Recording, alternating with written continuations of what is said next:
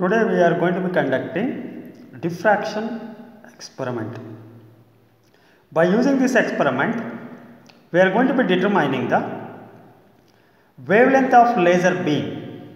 Means that by using diffraction, we are going to be determining the wavelength of light that can be emitted from the given laser. It means that we are going to be finding wavelength of laser by using diffraction. Already we know that. What is the diffraction? Diffraction can be defined as bending of light around the obstacle. Okay. If suppose when the light is bending by an obstacle, that is called it as diffraction. By using diffraction, now we are going to be calculating or determining the wavelength of a given laser. In this experiment, we are using some of the apparatus. See there. Laser. See there. Light is emitted from the laser. This is the laser. That is a battery. This is the laser. Semiconductor laser we are using. Okay. Here you can see. This is actually the grating. The central smart. See there. Light passing through the grating. This overall is a grating stand.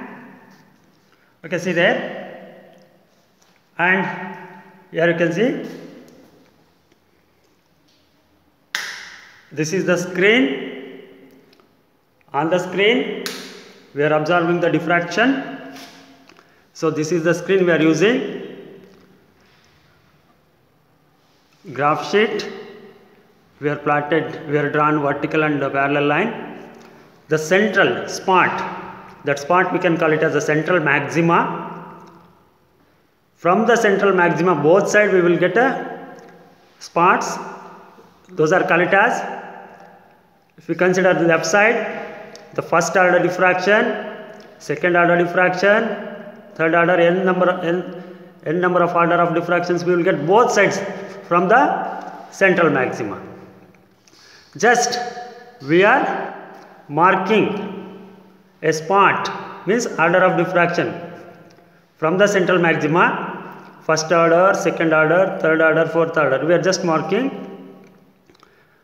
From that, we are going to be finding what is the distance from central maxima to first order, left side. From central maxima to first order, how much distance from central maxima to first order, second order, third order, fourth order we are measuring by using this graph. Okay, after marking the spot from central maxima, we are up to fourth order we are marking. After marking, we will get like this. We will get like this, you can see. Yeah, after marking, this is the central maxima.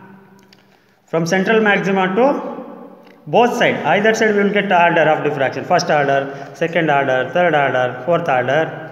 From central maxima to first order, here they are written 2.7 centimeter. From central maxima to second order, 5.5 centimeter. Like this we will get. So, central maxima to first order, second order, third order, what is the distance? That we are going to be measuring both sides, left side and right side. Both sides we are measuring. Then after that, we are note downing in the table like this. You can see the table. This is first column is the order of diffraction. N is the order of diffraction. First order, second order, third order, fourth order. It means that. Then distance between the central maxima of nth order. Nth order means first, second, third. But we are taken up to fourth order spot. Left side means from central maxima to first order, 2.7 centimeter. Right side also 2.7, they will get 2.7. Both sides they will get same. In second order, from central to second order, left also they will get 5.5, right also they will get 5.5. For third order, they will get like this. For fourth order, they will get like this. Then this third column is average. Average y is equal to L plus R means left side reading right side reading divided by 2, we will get average. Average means 2.7 plus 2.7 divided by 2, we will get 2.7. This is average. Both left side from central maxima, right side from central maxima. For first order, we will get 2.7. For second order, average is 5.5. Third order is 8.2. Fourth order 10. Like this we will get.